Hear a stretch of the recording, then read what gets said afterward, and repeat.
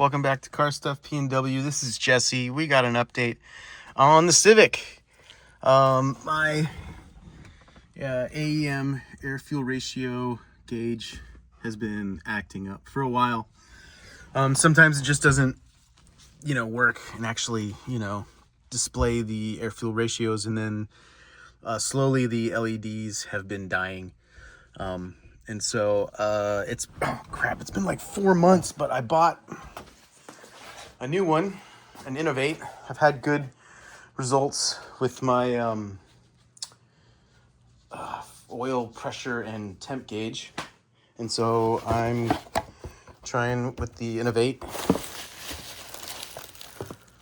There it is. I bought it a while ago, but I just hadn't taken the time to actually install it. The first box I got was missing, what was this part of the kit, which is kind of important. It goes between the air fuel ratio and the air fuel ratio. Yeah, the gauge and the O2 sensor. So, but yeah, I've been sitting on it, because, in order to do this the right way, I think I need to remove the dash. And it's kind of a pain. It's not crazy hard, but I just haven't wanted to do it. But now I guess I'm going to do it. So the first thing you got to do is undo this piece here. I already unscrewed everything. I've got 4 screws, 2 at the top here, 2 on the sides, 1 on the other side. And then you disconnect this cable, this one on the side there, and the whole thing comes out. And then you have to remove the stereo, and then the kick panel down here, and some other stuff. So let's get it done. All right, I looked at the service manual again, and it said to remove the seats, so I did that.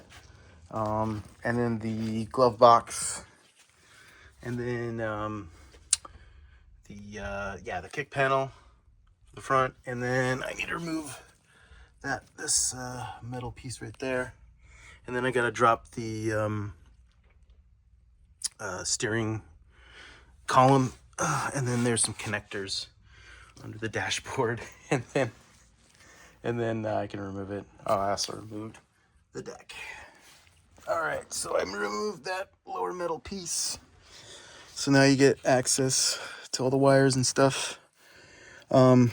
These 3 connectors, I guess 4 if you've got an automatic. This harness is from an automatic. The green one goes here, the blue one goes here, and then the gray one goes in there. And so you just disconnect all those, and then any other things, like I have this for when I leave my lights on, and then for my remote, or for my it won't start button, I've got this, and then I also have this data cable from this Innovate one. And then once I also need to disconnect this connector here too. This top part's supposed to be actually connected to the dash. I don't know that I actually have it connected. And then here's one bolt, and then on the other side there's another bolt or nut to drop down the steering column. That's it. That's the word, column. Oh, yeah, I think I have to. There's this boot here. It needs to be pulled out. There's these metal rings that you have to pull out, and then this thing comes off like that,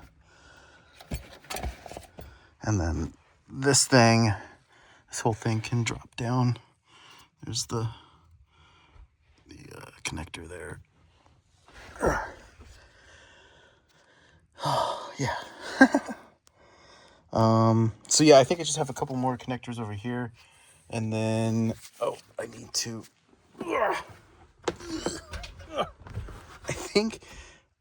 I don't think I need to remove this. I just this thing connects down there.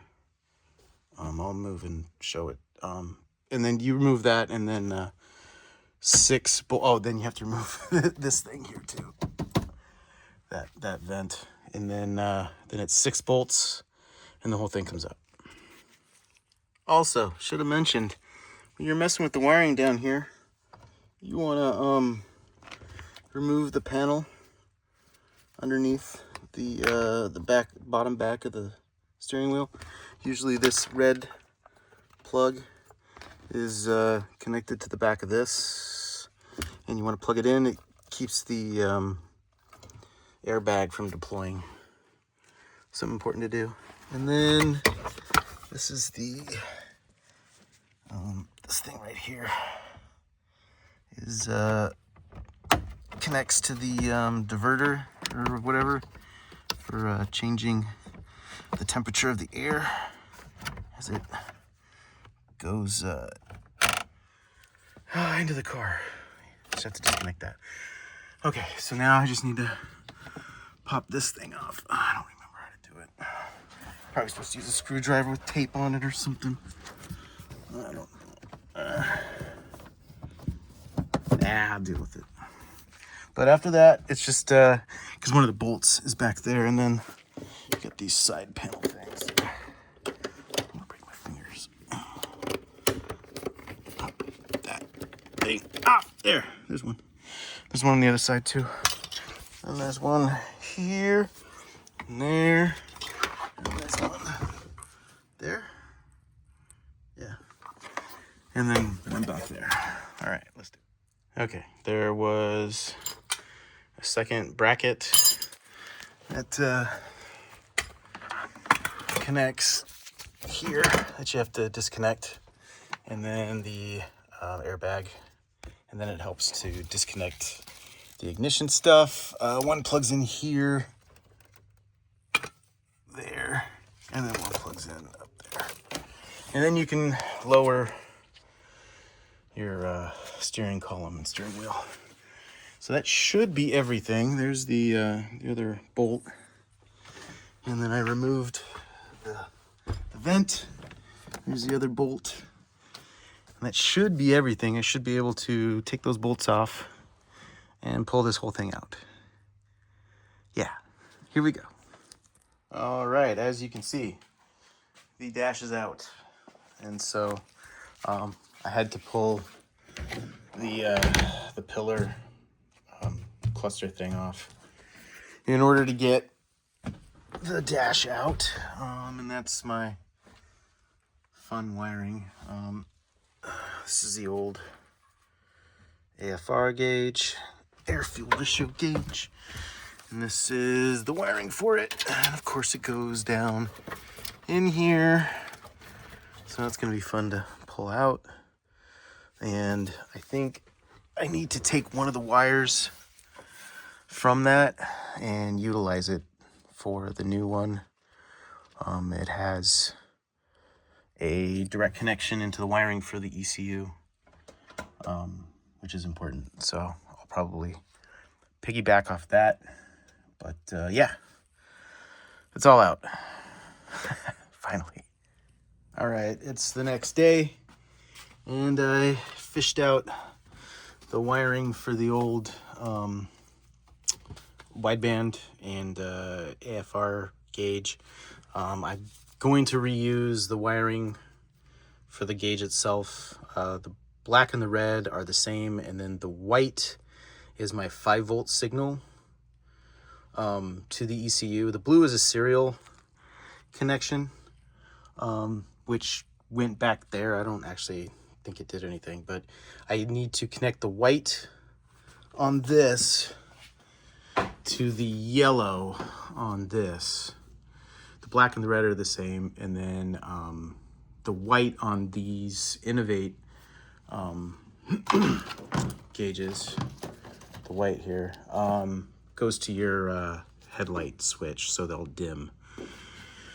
And so I'll just probably wire this white into the same spot that this one's wired into, and then it wasn't necessarily an issue with this particular gauge. There was enough, I guess, pressure on the cables to keep the gauge from popping out, but they have these bracket things they're supposed to go on the back to brace, but on these GlowShift pod things, there's not enough. I mean, maybe there is on this side, but there's not much of a lip on this side. And so what I did for this one, for the AFR, is I took one of these and cut off one leg, and then I have it bracing in there against the inside, because on the inside part right here, there's plenty of lip right there, and so it's not perfect, but it doesn't actually come out. Well, it doesn't come out that much, which helps when you know, trying to mock this up and figure this out. And so I cut another one, the one that originally came with this, because I don't throw anything away. And I think I'm gonna attach it the same way inside there, so it doesn't move around and makes things easier for me to wire this up. I also think I'm gonna get a new boost gauge, because this one just has power and ground, and then, you know, the actual vacuum boost connection. And GlowShift, they make a one of these, a dimmable one of these for $50, because this thing doesn't dim, and frankly it's bright at night, and it sucks. And it'd be nice if it dimmed like the other two do. So at some point I think I'm going to do that. It'd be nice if I could order that before I'm done, but I don't want it to take forever to get this done. So yeah, right now I'm just working on wiring. This is the wiring for the other gauge, and then this was the wiring for the boost. That's the wiring for the oil temp and pressure. And then this will be for the new AFR. I'm just going to reuse it. That cable's not very long anyway, so it works. And then I still need to remove the old cable that goes directly to the O2 sensor right here. I need to pull that and route the other one. But I'm making progress.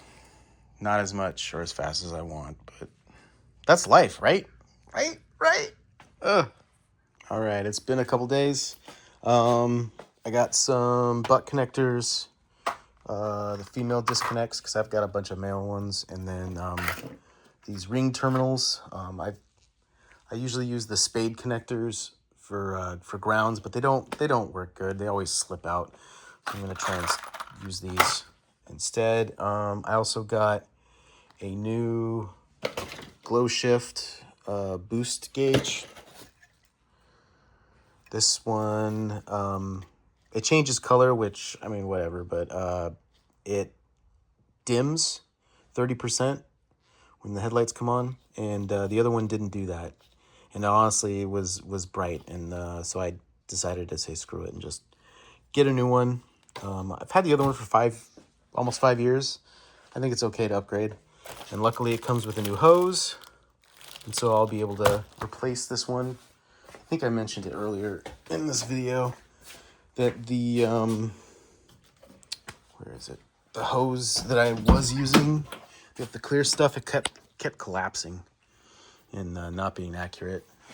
So I got a new one of those, and then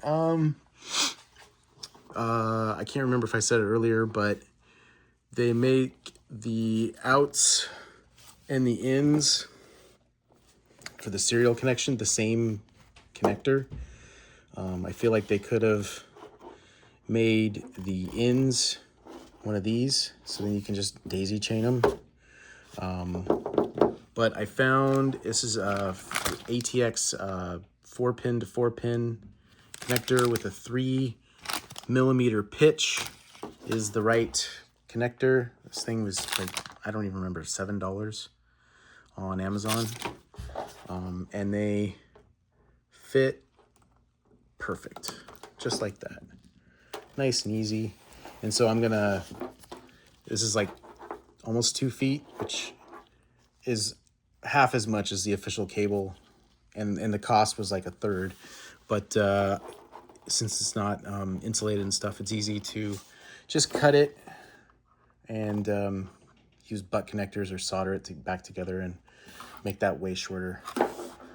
And then the boost gauge came with this. I think I'm going to use it. But I've got these connectors. I think I can figure out a way to do that with these and just have the connectors down in there.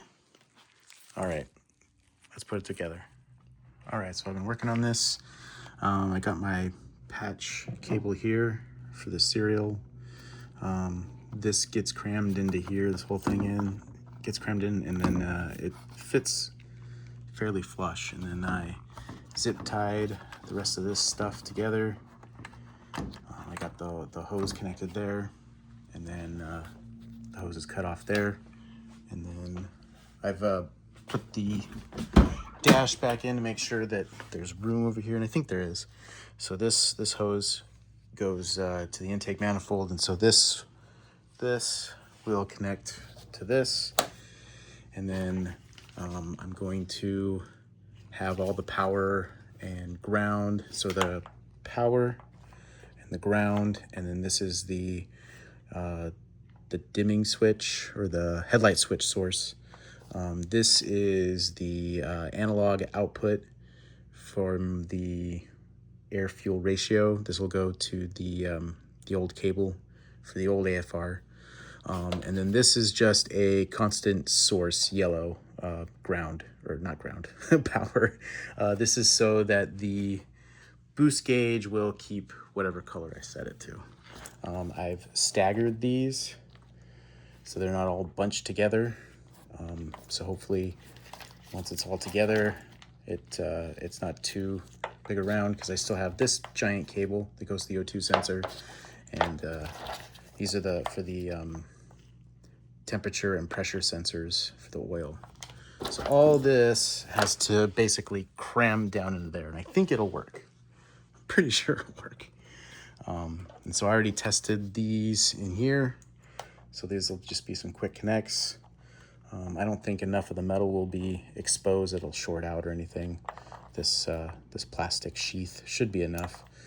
And so I think I'm just going to use the old cable that was powering the boost gauge and the oil pressure and temp. And I'll just nip these off. I think it comes out further, yeah.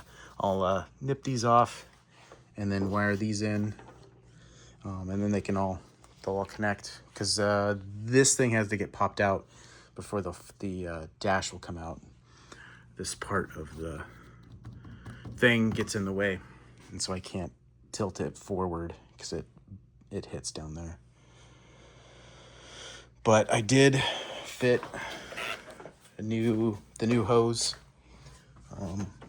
It's down there and then goes to here.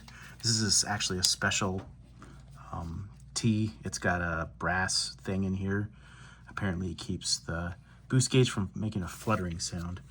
So I got that in there, and then this goes all the way there. It pops out there.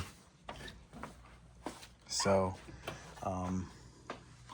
yeah, I think it's pretty good. I still, like I said, there's still this wire, this cable. I need I think it's the blue, or no, the white. The white will connect to this yellow, and then I just need to get this yellow to a constant power source, which shouldn't be a problem. Down here, there's places to plug in to the panel down there. So, yeah. All right. All right. I unclipped the white wire from the old harness, and then I pulled the white cable out. I'm gonna feed both of them over, just so it's still there, but I'm also pulling the cable for the O2 sensor out. I just started yanking on it, and here you can see where it's coming out. pulled the grommet out, but that's not a big deal. I can make putting the new one in easier.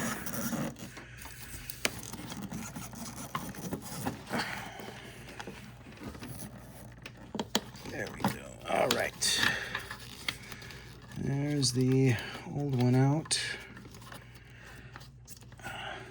Eventually. I need 2 hands. But yeah, I should be able to fit this cable in there. I'll have to put this end in first and then just jam it in there. All right, it's the next day yet again. I pulled the new cable for the gauge through, and now it's fed all the way through, and here it is. And then I also fed the analog connection for the air fuel, and then I needed to get a source for the constant 12 volt, so I made a splitter here for that. And then what else? Oh, I did the wiring. I made up a new wiring harness that'll plug in to the fuse panel, and everything's pretty much wired up. It's all staggered, so it's not super thick. The white cable here will plug into this yellow cable for the AFR. I've just got it connected right now for to show. And then, oh, I've got this thing crammed up in here, the serial connection. So this is pretty much ready to go. I just need to disconnect this and hook it up, and then I should be able to connect it all up. Maybe I won't disconnect it right away. I need to connect it all up and hook up the ignition wires here, and test it and make sure that everything powers on, and see if, oh, it might not. If I turn on the headlights, if they dim, I don't know if I need more dash to do that. But yeah, so then once this thing is hooked up and working, and I know it's working, then I should be able to put the dash back in, and then put the new O2 sensor in, and I think I'm done. So yeah, let's test it. All right, I got everything hooked up, and I got the gauges here, got a key, and they all power on, and it beeps, and they do dim when the headlights are on. So it looks like it's working. No problems. Ready for the boosts and the AFRs. Yeah. All right, it's working. All right, I got this thing, I think, packed in as flat and as tight as I can. It's all connected up in there. It's kind of a disaster, but whatever. And so this has to come out before I can pull the whole dash out. So I got to put the dash in with it out, and then hopefully I can cram it in there. And it's mostly, connected. It might be tricky getting this one to lock in, but the rest of them do. So hopefully that's enough. All right, I'm gonna try and get that in now. All right, it's been a couple days. This whole week, the air outside's been terrible. And so what you have to do is you have to calibrate this thing. You disconnect the cable, the sensor, you power it on for at least 30 seconds, then you reconnect it, turn it back on. It's supposed to say HTR for the heater, and then it'll show calibration, and then it'll show 22.4. So that means it's all calibrated and ready to go. Let's try it out.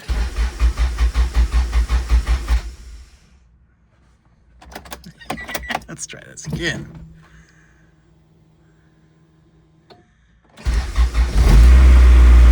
goes.